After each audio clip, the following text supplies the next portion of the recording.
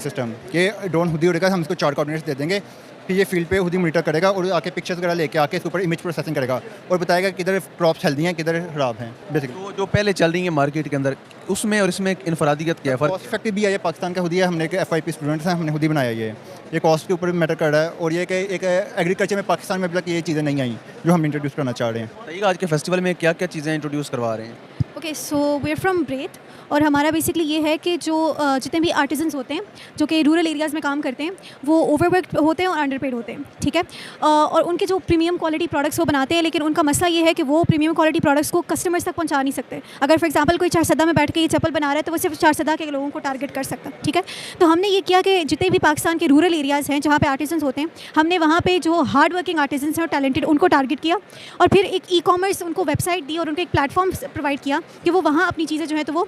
पाकिस्तान में सिर्फ नहीं बल्कि ग्लोबली जो है तो अपनी हम उनकी चीज़ें मार्केट करते हैं।